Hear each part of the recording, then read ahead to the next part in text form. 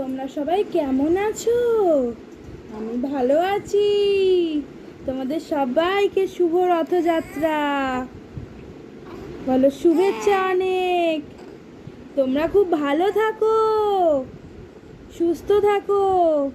আর আমার মতো যারা ছোট বেবি, তাদেরকে আমার মতনই ভালোবাসা অনেক অনেক অনেক।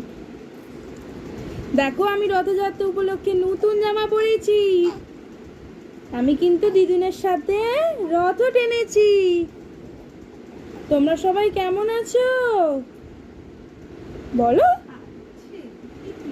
ভালো আছো? দেখো আমি নতুন জামা পরেছি।